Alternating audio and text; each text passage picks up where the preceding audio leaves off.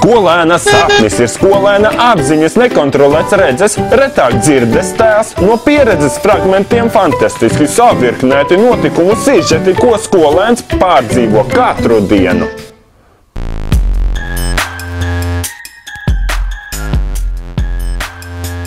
Sveiks, skatītāji, klausītāji! Es nezinu, kas vēl tu varētu būt. Šodien ir otrdiena, 21. jūnijas. Īpaša diena. Es atrodos Ogrē. Mans vārds ir Edgars Mužnieks.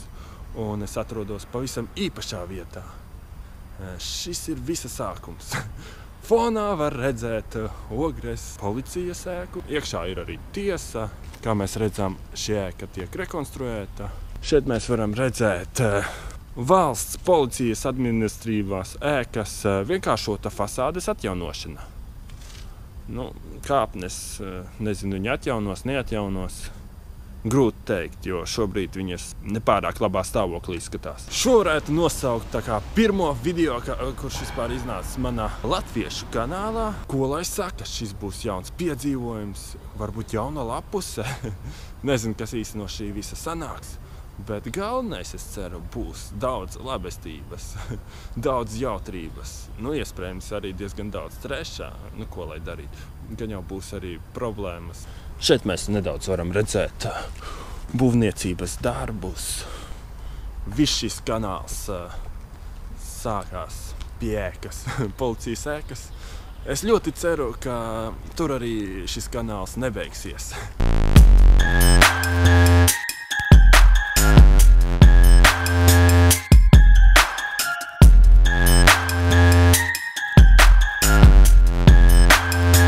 Latvijas YouTube pēdējā laikā ir ļoti strauji sācis attīstīties. Protams, šeit ir ļoti daudz dažādu skolēnu, bet tas nekas. Mana kanāla nosaukums ir Skolēna sapnis. Kāpēc Skolēna sapnis, jūs prasīsiet?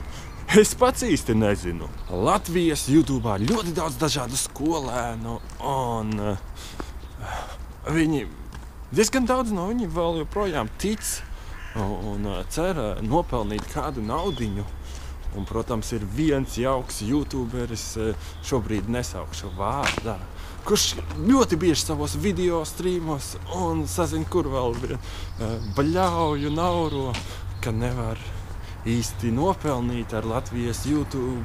Tas jau ir atkarīgs no tā, cik uzskata ir daudz pelnīt YouTube. Es uzskatu, ka YouTube varam nopelnīt 1 miljonu.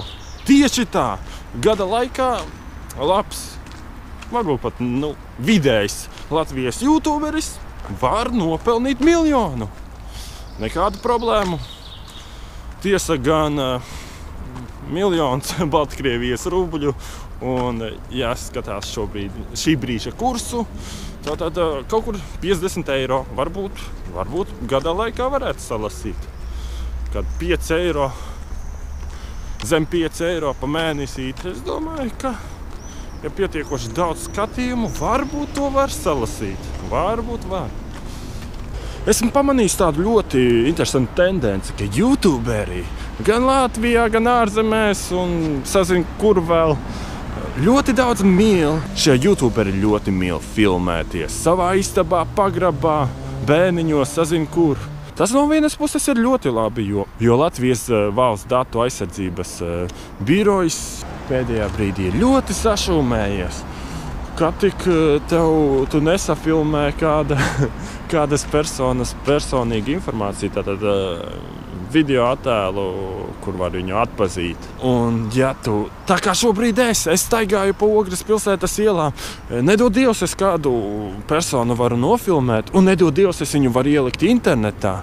Tātad var man būt diezgan liels nepatikšanas. Es ceru, ka tomēr tik traģiski nebūs, bet pasaule ir dīvaina, pasaule ir traka, un šajā pasaulītē ir viss iespējams. Es vispār vēlētos ļoti daudz filmēt ārpus mājas, jo istaba ir jauki, mīļās sienas ir jaukas, bet vēlētos tomēr radīt tādu izklaidi ārpus mājas. Vēlos nebaidīties no dažādiem šķēršļiem, izaicinājumiem, piedzīvojumiem, un nezinu, kas vēl mani var gaidīt šajā piedzīvojumā.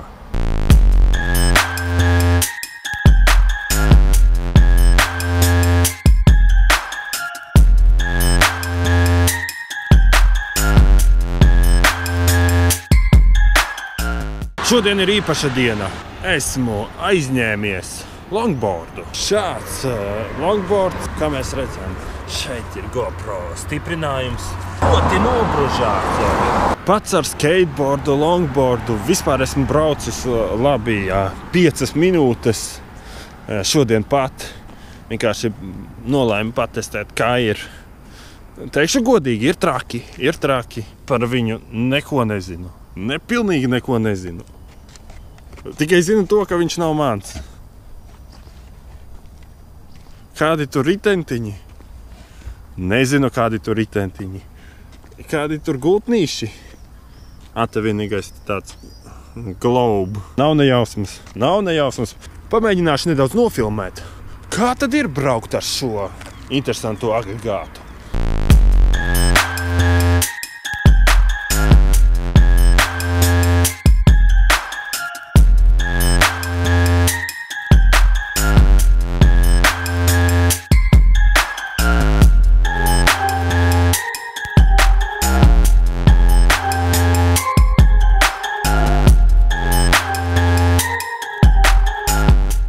Es teikšu, diezgan grūti īstenībā pēc tāda brīnuma pierast.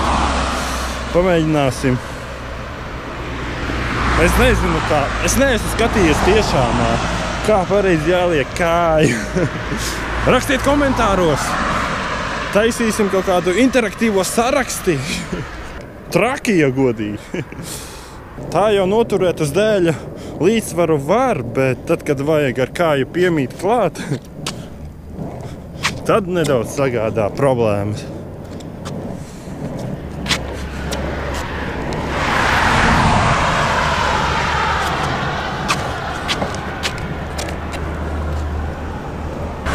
Gandrīz nokrita ar visu šito brīnumu. Bet, kā saka, Latvijā gandrīz neskaitās. Un tagad, ja kāds komentāru sadaļā bļaus un rakstīs, ka es nemāku braukt ar longboardu. Draudziņ, tev ir pilnīga taisnība.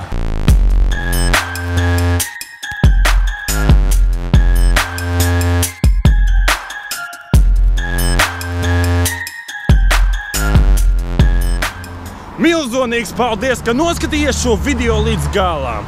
Uz drīzu tikšanos!